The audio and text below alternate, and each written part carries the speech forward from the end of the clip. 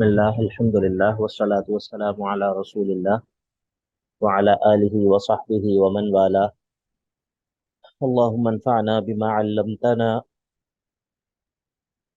وعلمنا ما ينفعنا وزدنا علما رب اشرح لي صدری ویسر لي امری واحلل عقدۃ من لسانی یفقهوا قولی سبحانک لا علم لنا الا ما علمتنا انک انت العلیم الحکیم رب یسر ولا تعسر وتمم بالخیر وبک نستعین۔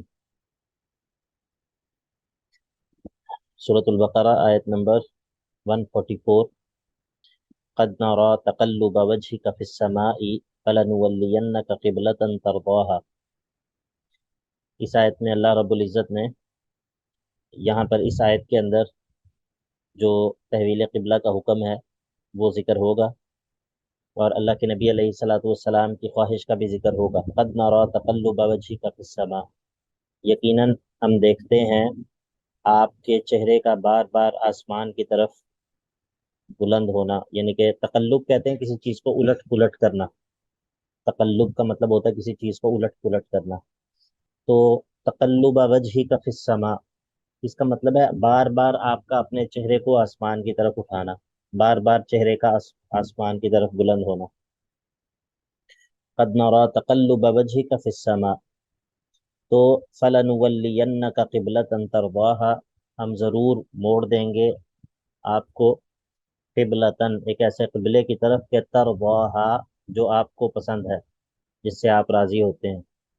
تو فولی وجہ کا شطر المسجد الحرام، تو آپ پھیر لیجئے اپنے چہرے کو مسجد حرام کی سمت میں، وحیث ما کنتم، اور جہاں کہیں بھی آپ ہوں، فولو وجوہکم شطرہ، تو اپنے چہروں کو پھیر لو، جہاں کہیں بھی تم ہو تم سب اپنے چہروں کو اسی کی جانب پھیر لیا کرو۔ وَإِنَّ الَّذِينَ أُوتُوا الْكِتَابَ، یہ بھی اسی مسئلے پر، تحویل قبلہ کے مسئلے پر ایک اجمالی جواب ہے۔ فَإِنَّ الَّذِينَ أُوتُوا الْكِتَابَ، اور بے شک وہ لوگ جن کو کتاب دی گئی ہے، لَيَعْلَمُونَ، ضرور بھی ضرور وہ جانتے ہیں، کہ أَنَّهُ، کہ یہ تحویل قبلہ کا حکم، الحق من ربهم، یہ حق ہے ان کے رب کی جانب سے۔ وَمَا اللَّهُ بِغَافِلٍ عَمَّا يَعْمَلُونَ، اور اس کے باوجود چونکہ یہ اعتراضات کر رہے ہیں، تو وَمَا اللَّهُ بِغَافِلٍ، اور اللہ رب العزت بے خبر نہیں ہے، عَمَّا يَعْمَلُونَ، اس سے جو یہ عمل کر رہے ہیں، اللہ رب العزت اس سے بے خبر نہیں ہے۔ اب جب ان کو پتہ بھی ہے تو پھر یہ اعتراض کیوں کر رہے ہیں؟ ان کو جب پتہ ہے کہ یہ اللہ تعالیٰ کا حکم ہے اور اس طرح اللہ رب العزت احکام جو ہے وہ نازل کرتا ہے، تو پھر یہ اعتراض کیوں کر رہے ہیں؟ تو بات یہ ہے کہ یہ عناد کی وجہ سے کر رہے ہیں۔ عناد، عناد ہوتا ہے ضد، یعنی کہ معاملہ یہ نہیں ہے کہ ان کو حق کی سمجھ نہیں آئی، معاملہ یہ ہے کہ یہ ضد ہے۔ تو وَلَئِنْ أَتَيْتَ الَّذِينَ أُوتُوا الْكِتَابَ، اگر آپ لے آئیں ان لوگوں کے پاس کہ جو کتاب دیے گئے ہیں، بِكُلِّ آیَةٍ، ہر قسم کی نشانی، اگر آپ ہر قسم کی نشانیاں ان کے پاس لے آئیں تو ما تبعوا قبلتک، یہ آپ کے قبلے کی بات، آپ کے قبلے کی اتباع نہیں کریں گے، آپ کے قبلے کی پیروی ہرگز نہیں کریں گے۔ اور وما انت بتابع قبلتہم، اے نبی صلی اللہ علیہ وسلم آپ بھی ان کے قبلے کی پیروی کرنے والے نہیں ہیں۔ وما بعضهم بتابع قبلۃ بعض، اور خود اہل کتاب بھی بعض کے قبلے کی پیروی نہیں کرتے، کیونکہ جو عیسائی ہیں وہ بیت الحم، عیسیٰ علیہ السلام کے پیدائش کی جگہ جو ہے وہ اس کو قبلہ قرار دیتے ہیں، اور یہود جو ہے وہ اور جگہ کو قبلہ قرار دیتے ہیں، تو خود آپس میں بھی قبلے کے معاملے میں ان کا اختلاف ہے۔ وما بعضهم بتابع قبلۃ بعض، تو جب یہ معاملہ ہے تو وَلَئِنِ اتَّبَعْتَ أَهْوَاءَهُمْ، تو اگر آپ نے اتباع کی ان کی خواہشات کی، من بعد ما جاءك من العلم، بعد اس کے کہ آپ کے پاس العلم آ گیا ہے۔ العلم سے مراد کیا ہے؟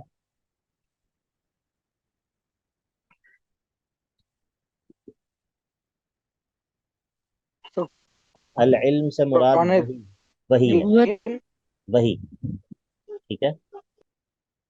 یہ جب آپ کے پاس وہی آ گئی ہے تو آپ نے ان کی احوا، خواہشات کی اتباع نہیں کرنی۔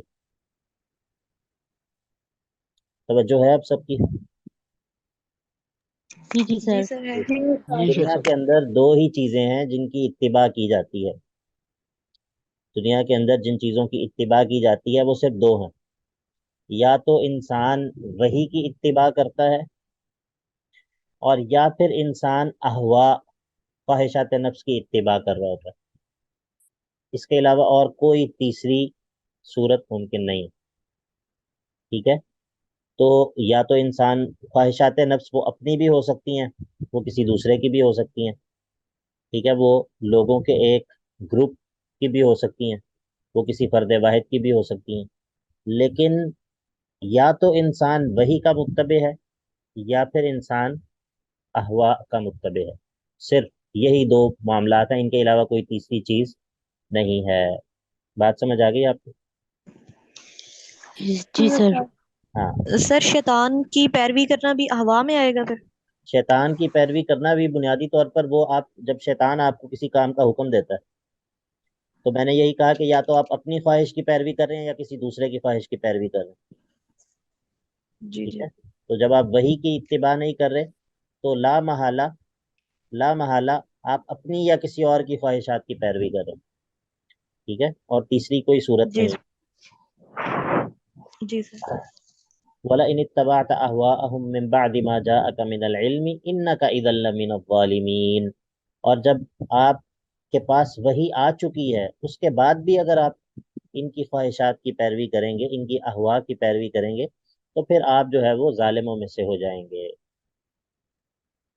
مطلب یہ ہے کہ وحی آ جانے کے بعد انسان کو اور کسی چیز کی ضرورت ہی نہیں ہے۔ الذین آتیناہم الکتاب یعرفونہ کما یعرفون ابناءہم۔ اب یہاں پر حق پرست اہل کتاب کا ذکر ہے کہ الذین آتیناہم الکتاب، وہ لوگ جن کو ہم نے کتاب دی ہے،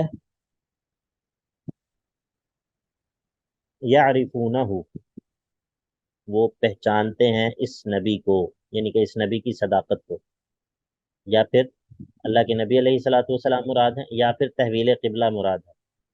یعرفونہ، وہ اس تحویل قبلہ کو جانتے ہیں، کما یعرفون ابناءہم، جس طرح اپنے بیٹوں کو پہچانتے ہیں۔ یا پھر اللہ کے نبی علیہ الصلوۃ والسلام کی نبوت کی صداقت مراد ہے کہ وہ اللہ کے نبی علیہ الصلوۃ والسلام کی نبوت کی نشانیوں کو ایسے جانتے ہیں جیسے اپنی اولاد کو جانتے ہیں۔ وَإِنَّ فَرِيقًا مِّنْهُمْ، اور بے شک ان میں سے ایک گروہ جو ہے، لَيَكْتُمُونَ الْحَقَّ، وہ حق کو چھپاتے ہیں، وَهُمْ يَعْلَمُونَ، حالانکہ وہ جانتے بھی ہیں۔ یہاں پر حق چھپانے والے جو لوگ ہیں ان کا ذکر ہے، کیونکہ یہ تمام کے تمام لوگ حق کو نہیں چھپاتے، بلکہ ان کے اندر بعض ایسے ہیں جو کہ ایمان لے آتے ہیں۔ میں نے آپ لوگوں کو بتایا تھا کہ جہاں پر آتیناہم الکتاب کہا جاتا ہے عموماً وہاں پر مدح کی جاتی ہے، اور جہاں پر اوت الکتاب کہا جاتا ہے مجہول کے صیغے کے ساتھ، وہاں پر عموماً مذمت کی جاتی ہے۔ الحق من ربک، الحق من ربک، یہ جو پیچھے بیان ہوا یہ الحق ہے، من ربک، آپ کے رب کی جانب سے، فلا تکونن من الممترین، آپ ہرگز بھی اس کے بارے میں شک کرنے والوں میں سے مت ہو جائیے گا۔ اب لوگوں کے اختلاف کا ذکر ہے کہ لوگ جو ہے وہ مختلف ہیں اپنے افکار میں، نظریات میں، اور جس طرح قبلے کا اختلاف ہے اسی طرح جو ہے وہ افکار اور نظریات کا بھی اختلاف ہے، لیکن لوگوں کے اختلاف کے وقت آپ ثابت قدم رہیں۔ تو کہا وَلِكُلٍّ وِجْهَةٌ، اور ہر ایک کے لیے ایک ڈائریکشن ہے، قبلہ ہے، ہوا مولیہا، کہ جس کی طرف وہ رخ کرتا ہے، فاستبقوا الخیرات، لیکن آپ جو ہے وہ کیا کریں، ایمان والے جو ہیں وہ خیرات کے اندر ایک دوسرے سے سبقت لے کے جائیں، اللہ تعالیٰ کی جو رضا والے اعمال ہیں جن سے اللہ تعالیٰ کی رضا حاصل ہوتی ہے ان کے اندر ایک دوسرے سے سبقت لے جائیں۔ اینما تکونوا یأتی بکم اللہ جمیعا، جہاں کہیں بھی تم لوگ ہوگے اللہ تعالیٰ تم سب کو اکٹھا کر دے گا۔ ان اللہ علی کل شیء قدیر، بے شک اللہ تعالیٰ ہر چیز پر قدرت رکھنے والا ہے۔ ومن حیث خرجت، پہلے جو ہے وہ فرض حکم کا بیان تھا کہ جہاں پر اللہ رب العزت نے جو تحویل قبلہ کا حکم ہے اس کو فرض کیا، اب جو ہے وہ اس بات کا بیان ہوگا کہ یہ چیز عموم مکان ہے اس کے اندر، یعنی کہ جہاں کہیں بھی ہو، سفر میں ہو، حضر میں ہو، کہیں پر بھی ہو، تو اپنے چہرے کو مسجد حرام ہی کی طرف موڑو۔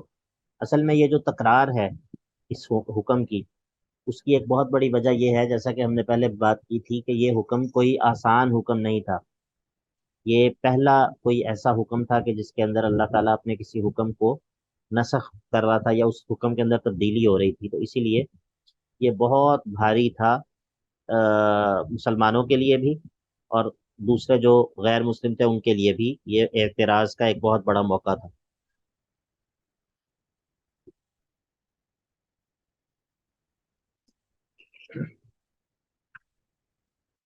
اس وجہ سے بار بار اللہ رب العزت اس حکم کی تکرار کرتا ہے۔ سر یہ جو یہاں پر خیرات ہے یہ نیکیاں استعمال ہوا ہے نا نیکیوں کے لیے، فاستبقوا الخیرات۔ جی جی، خیر کے کام۔ ٹھیک ہے جی، جزاک اللہ۔ جی،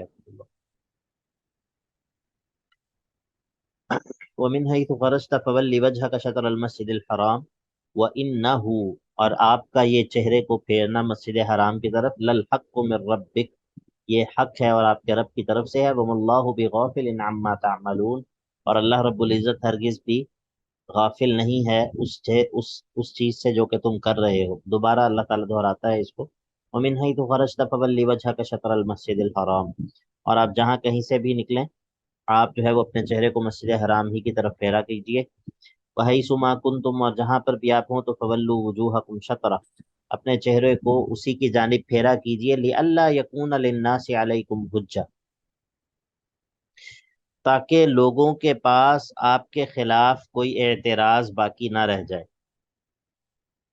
لوگوں کے پاس آپ کے خلاف کوئی اعتراض باقی نہ رہ جائے۔ اور یہ اعتراض کیا ہے؟ یہ اعتراض یہ ہے کہ یہ نبی ایک طرف اپنی نسبت جو ہے وہ ابراہیم علیہ السلام سے کرتے ہیں، اور دوسری طرف انہوں نے ابراہیم کا جو قبلہ ہے اس کو ترک کر رکھا ہے۔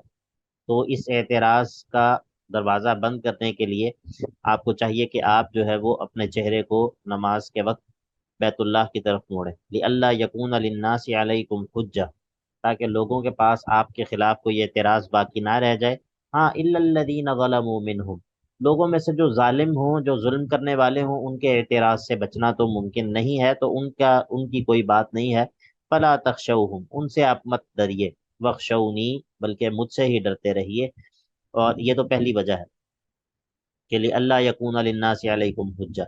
دوسری وجہ یہ ہے کہ وَلِأُتِمَّ نِعْمَتِي عَلَيْكُمْ، تاکہ میں اپنی نعمت کو تم پر مکمل کر دوں، نعمت کا اتمام کر دوں۔ یہاں پر نعمت سے مراد تحویل قبلہ کا حکم ہے، وَلَعَلَّكُمْ تَهْتَدُونَ، اور تاکہ تم ہدایت پا جاؤ، تاکہ تمہاری رہنمائی ہو جائے۔ تو یہ وجہ ہے کہ ہم نے اس حکم کو نازل کیا ہے، تاکہ اللہ رب العزت جو ہے وہ لوگوں کا اعتراض بھی آپ سے ختم کر دے، اور آپ کی جو ہے وہ درست قبلے کی طرف رہنمائی بھی ہو جائے۔ اور یہ جو ہم اپنی نعمت کو مکمل کرنا چاہتے ہیں، وَلِأُتِمَّ نِعْمَتِي عَلَيْكُمْ، یہ اسی طرح ہے جس طرح ہم نے ایک نبی بھیج کر اپنی نعمت کو آپ پر مکمل کیا ہے۔ کما ارسلنا فیکم رسولا منکم، اسی طرح جس طرح ہم نے آپ میں ایک رسول بھیجا ہے جو آپ ہی میں سے ہے، یتلو علیکم آیاتنا، جو آپ پر ہماری آیات کی تلاوت کرتا ہے، ویزکیکم، اور آپ کا تزکیہ کرتا ہے، ویعلمکم الکتاب والحکمہ، اور آپ کو کتاب و حکمت کی تعلیم دیتا ہے، ویعلمکم، اور آپ کو سکھاتا ہے، ما، وہ چیز کہ لم تکونوا تعلمون، کہ جس کو آپ پہلے جانتے نہیں تھے۔ تو فذکرونی، اب یہ 5 امور ہیں دین پر مضبوطی کے لیے۔ فذکرونی اذکرکم، مجھے توحید کے ساتھ یاد رکھو، میں تمہارا تذکرہ کروں گا، وشکرو لی، اور میرا شکر بجا لاؤ، ولا تکفرون، اور میری ناشکری مت کرو، اور یا ایھا الذین آمنوا استعینوا بالصبر والصلاۃ، اور چوتھا یہ ہے کہ صبر اور نماز کے ذریعے اللہ سے مدد طلب کرتے رہو، ان اللہ مع الصابرین، کیونکہ اللہ تعالیٰ کی خاص معیت جو ہے وہ صبر کرنے والوں کو حاصل ہوتی ہے۔ تو ایک تو یہ کہ یا ایھا الذین آمنوا استعینوا بالصبر والصلاۃ، اور پانچواں یہ ہے کہ ولا تقولوا لمن یقتل فی سبیل اللہ اموات، یہ دین پر ثابت قدمی کے لیے 5 امور کا ذکر ہوا۔ پہلا ہے اللہ تعالیٰ کا ذکر کرنا، توحید کے ساتھ اس کو یاد کرنا، دوسرا ہے اس کا شکر بجا لانا، تیسرا یہ ہے کہ ناشکری نہ کرنا، چوتھا یہ ہے کہ صبر اور نماز کے ذریعے اللہ سے مدد طلب کرتے رہنا، اور پانچواں یہ ہے کہ جو لوگ اس راستے میں ہلاک ہو جائیں، شہید ہو جائیں، ان کو مردہ مت کہو، یہ مت سمجھو کہ وہ دوسرے مردوں کی طرح مردہ ہیں. ولا تقولو، یہ مت کہو کہ لمن یقتل فی سبیل اللہ، ان لوگوں کے لیے کہ جو اللہ کے راستے میں قتل کر دیے جائے، اموات، ایسے مردہ وہ ہیں کہ جیسے دوسرے مردے ہوتے ہیں، یہ مت کہو. بل احیاء، بلکہ وہ احیاء ہیں، معنی یہ ہے کہ ان کی روحیں جو ہیں وہ زندہ ہیں. ولکن لا تشعرون، لیکن تمہیں اس کا شعور نہیں ہے، تمہیں اس چیز کا شعور نہیں ہے.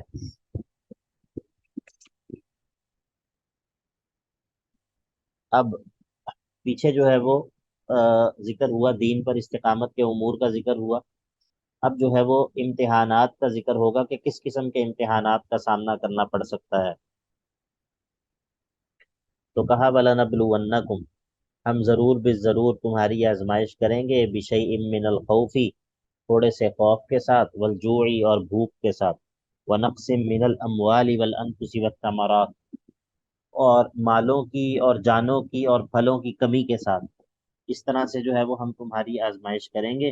وَبَشِّرِ الصَّابِرِينَ، اور آپ خوشخبری سنا دیجئے صبر کرنے والوں کو.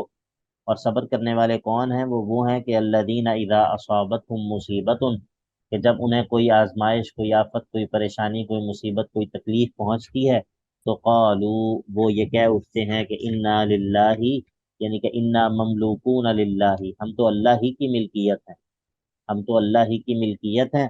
اللہ ہمارے بارے میں جو بھی فیصلہ کرے، ہم اللہ کی رعایا ہیں، اللہ کی ملکیت ہیں. اللہ ہمارے بارے میں جو بھی ڈیسیجن کرے، جو بھی اس کا حکم ہو، وہ اللہ نے اپنی ملکیت کے اندر تصرف کیا ہے.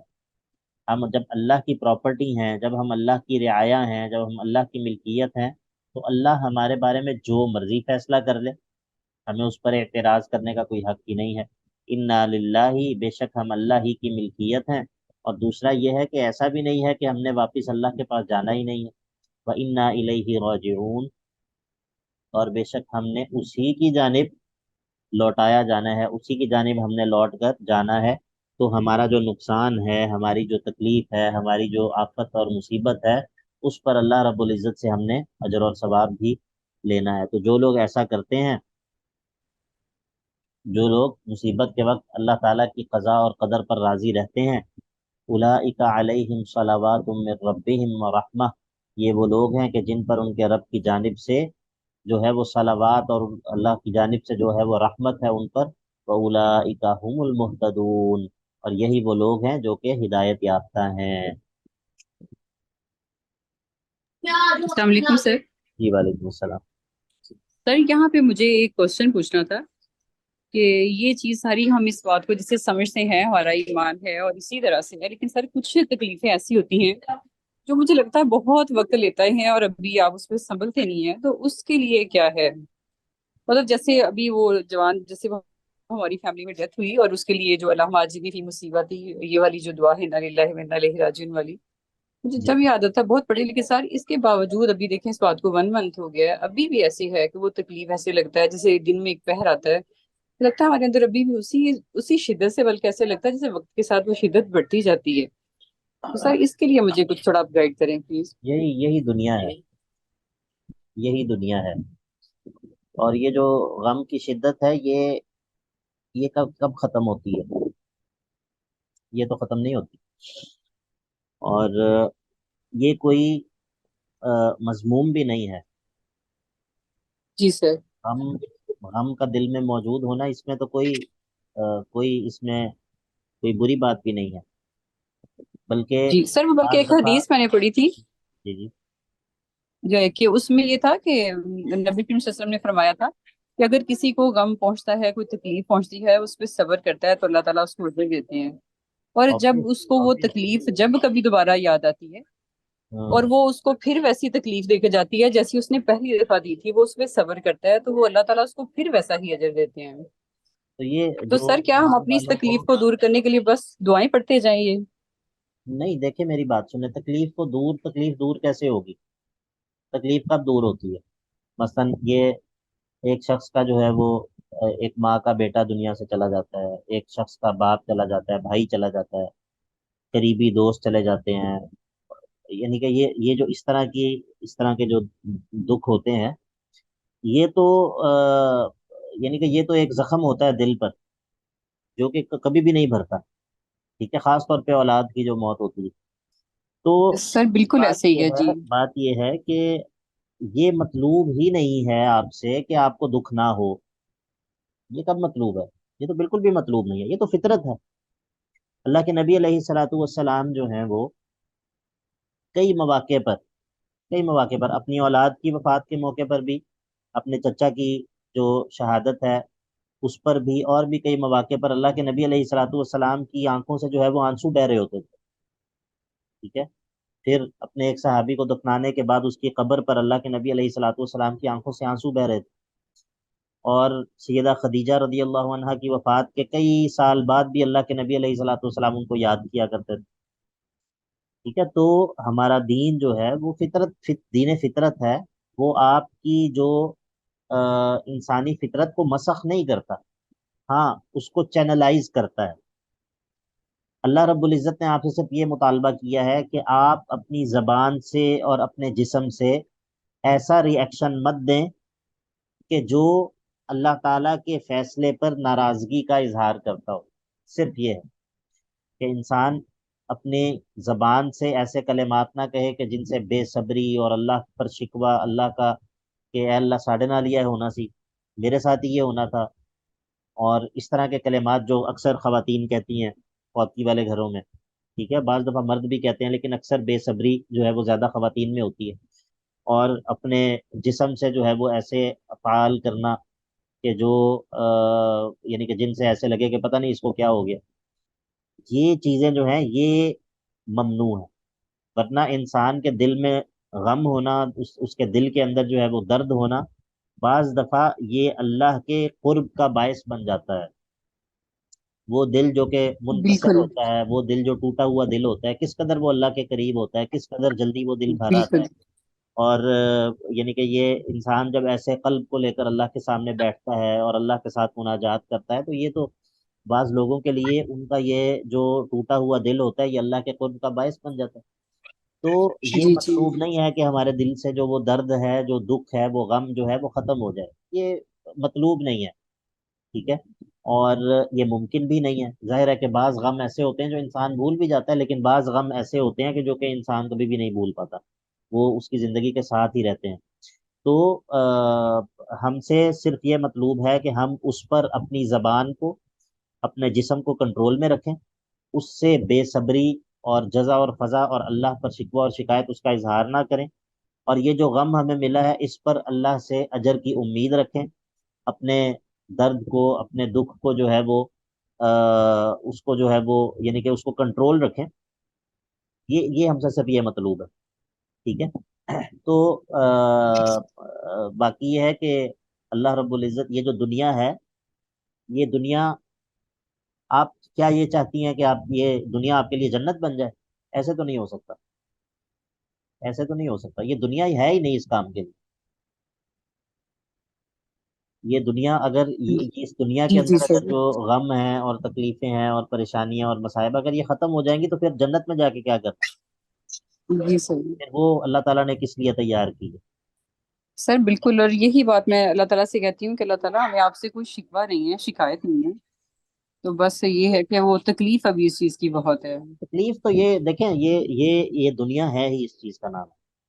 یہ دنیا کا مطلب ہی یہ ہے. بس یہ آپ جب اپنے آپ کو یہ بات سمجھا لیں گے نا کہ یہ دنیا دار الابتلاء ہے، یہ دنیا جو ہے وہ پرفیکٹ نہیں ہو سکتی. یہ دنیا جو ہے وہ یہاں پر آزمائشیں ہیں، تکلیفیں ہیں، یہاں پر جو ہے وہ یہ دنیا کی جو زندگی ہے یہ اس کے اور جب یہ بندہ اس چیز کو اپنے ذہن میں رکھتا ہے نا تو پھر اس کے اندر زہد بھی پیدا ہوتا ہے. پھر انسان اس دنیا کو بہت زیادہ سیریس نہیں لیتا. بہت زیادہ سیریس نہ لینے کا مطلب یہ نہیں ہے کہ انسان اس دنیا کے اندر پرفیکشن اور اس دنیا کے اندر جو بہتر سے بہتر چیز کو حاصل کرنے کی کوشش جدوجہد وہ نہ کرے. نہیں، اس کا یہ مطلب نہیں ہے. اس کا مطلب صرف یہ ہے کہ یہ دنیا انسان کی منزل نہیں بن جاتی. اللہم لا تجعل الدنیا اکبر ہمنا ولا مبلغ علمنا، کہ اے اللہ دنیا کو یہ نہ بنا دے کہ وہ ہمارا کیا ہو، اکبر ہمنا، میری سب سے بڑی فکر کیا ہو، دنیا دنیا دنیا دنیا. اور ولا مبلغ علمنا، کہ میرے علم کی آخری حد کیا ہو، دنیا، مجھے دنیا کے بارے میں سب سے زیادہ مجھے جو پتا ہو وہ دنیا کے بارے میں پتا ہو، اور دنیا کی ہر چیز کے بارے میں مجھے پتا ہو، مجھے فیشن کے بارے میں پتا ہو، مجھے انڈسٹری کے بارے میں پتا ہو، مجھے جو ہے وہ کھیل کے بارے میں پتا ہو، مجھے پولیٹکس کے بارے میں پتا ہو، مجھے جو ہے وہ ہر چیز کے بارے میں پتا ہو، اور مجھے نہ پتا ہو تو مجھے اپنی آخرت کے بارے میں نہ پتا ہو، اے اللہ مجھے تیرا تعارف نہ ہو، ٹھیک ہے، مجھے یہ نہ پتا ہو کہ مرنے کے بعد جو ہے وہ میرے ساتھ کیا معاملات ہونے ہیں، مجھے یہ نہ پتا ہو کہ کن کاموں سے اللہ راضی ہوتا ہے، کن کاموں سے ناراض ہوتا ہے۔ تو جب ایک انسان اس دنیا کی حقیقت جو ہے وہ اس کو جب وہ اپنے ذہن میں رکھتا ہے نا، تو پھر اس کے اندر زہد اور استغنا بھی پیدا ہوتا ہے۔ اسی طرح وہ حریری کا شعر ہے، وہ اکثر میں سناتا ہوں کہ یا طالب الدنیت دنیت انہا، یا طالب الدنیت دنیت انہا شرف الردا و قرارت الاقداری۔ وہ کہتا ہے کہ اے اس پست دنیا کو چاہنے والے، یا طالب الدنیت دنیت انہا، یہ جو دنیا ہے شرف الردا، یہ تو ہلاکت کا جال ہے، وقرارت الاقداری، اور یہ گدلے پانی کے جمع ہونے کی جگہ ہے، یعنی کہ ایک ایسا ہلاکت کا جال ہے اور گدلے پانی کے جمع ہونے کی جگہ ہے۔ دار اذا ما اضحکت فی یومیہا ابکت غدن تبا لہا من داری۔ کہتا ہے کہ یہ تو ایک ایسی جگہ ہے کہ آج تمہیں ہنساتی ہے تو کل رلاتی ہے، کل جو ہے وہ ایک گھر سے ڈولی نکلتی ہے اور رخصتی ہوتی ہے، اور اگلے دن کچھ عرصے کے بعد اس گھر سے جنازہ اٹھتا ہے، پھر وہ جنازے والا گھر جو ہے اسی گھر پہ سے کہے بھی گونجتے ہیں، اسی گھر سے جو ہے وہ خوشیاں بھی نکلتی ہیں، اور پھر اسی گھر میں جو ہے وہ آنسو بھی ہوتے ہیں۔ تو یہ جو دنیا ہے، یہ دنیا اسی طرح ہے، یہ دنیا بنی ہی اس کام کے لیے۔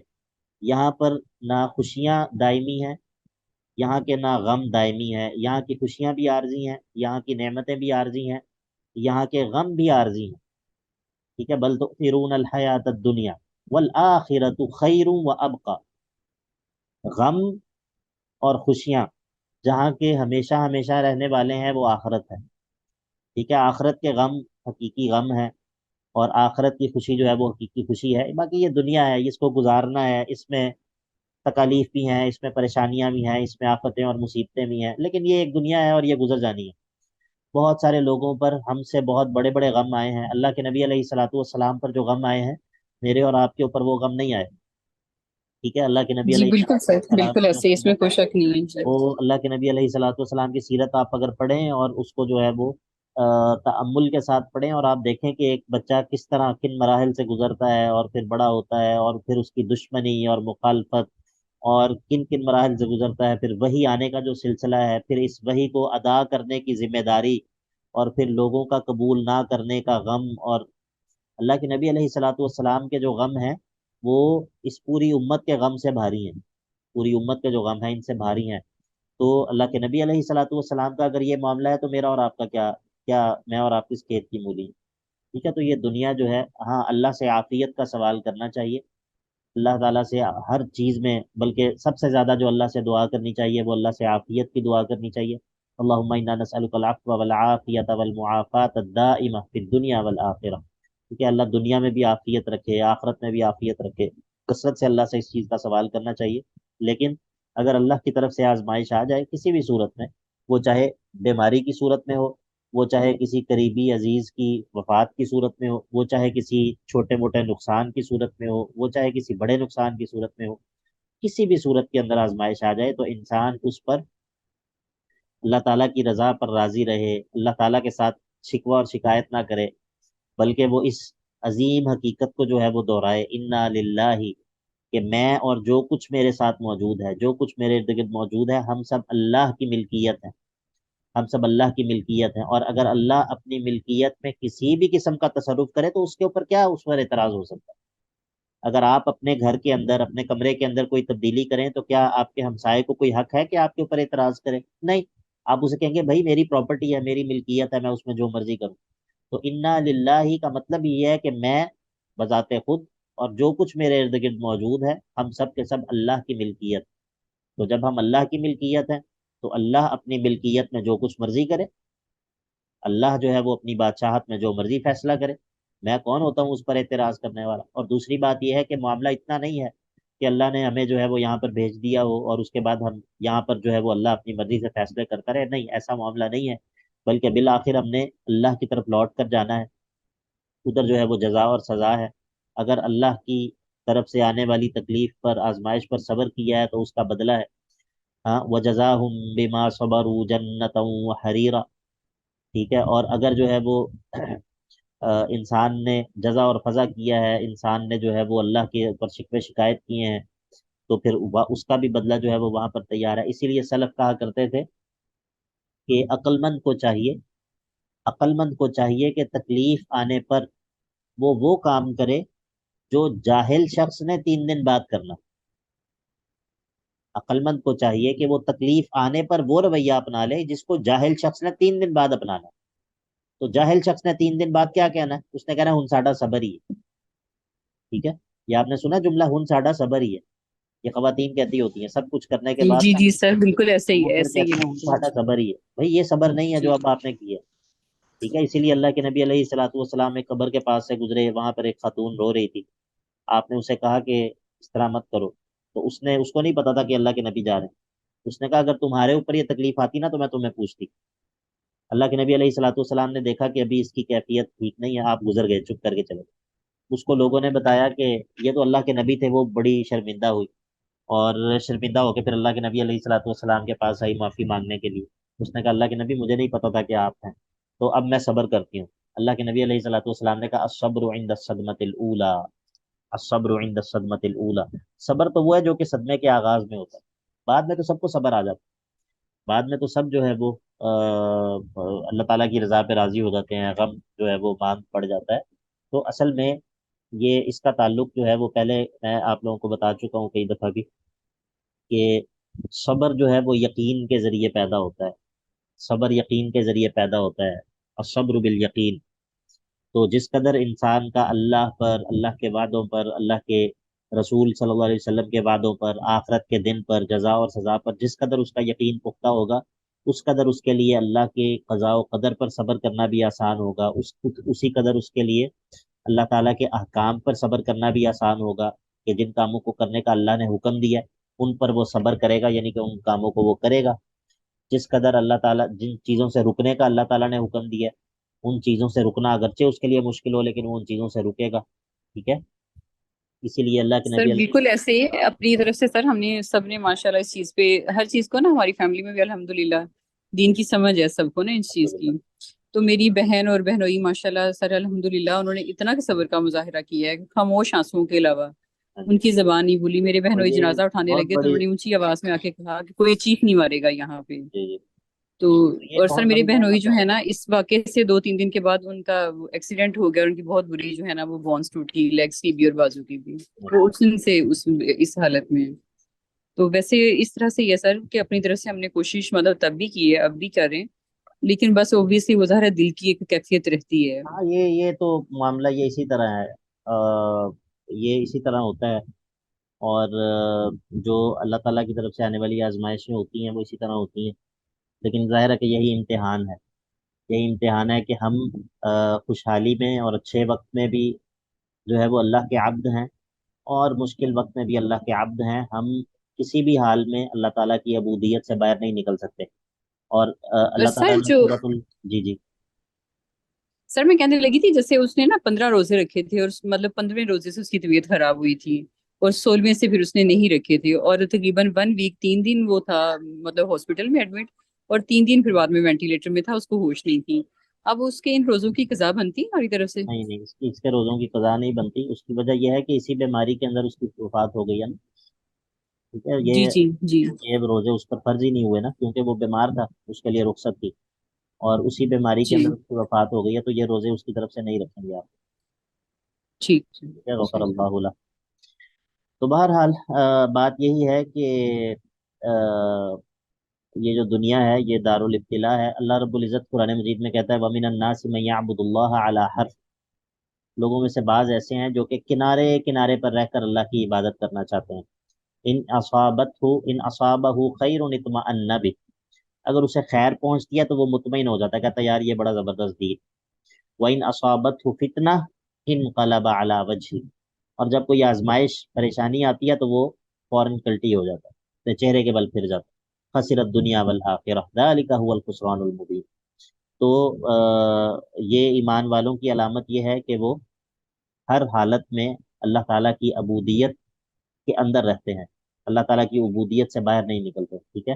اور یہی اور یہ کوئی وہ نہیں ہے، یہی انسان کی نجات کا راستہ یہ ہے کہ وہ ہر حال میں اللہ تعالیٰ کی عبودیت کے اندر رہے۔ اور پھر ایک اور بات بھی ہے، یہ بات جب میں کر رہا ہوں تو مجھے اس بات کا احساس ہو رہا ہے کہ باتیں کرنا کتنا آسان ہے، میرا یہ کہہ دینا اور آپ کا یہ سن لینا یہ بہت آسان ہے، لیکن حقیقت بات یہ ہے کہ جب کوئی ایسا موقع آتا ہے تو اصل امتحان کا وقت وہ ہوتا ہے، یہ باتیں کرنے والا بھی اور باتیں سننے والا سچ میں واقعی بہت بڑا ایسے امتحان ایسے ہوتا ہے، موقع کے اوپر جو ہے وہ اصل بات تب ہوتی ہے جب تب پتہ چلتا ہے کہ انسان جو ہے وہ اس کے دل کے اندر کس قدر یقین موجود ہے۔ اللہ تعالی ہم سب کو یقین نصیب کرے۔ یہ بڑی خوبصورت دعا ہے، اس دعا کو ضرور یاد کر لیں۔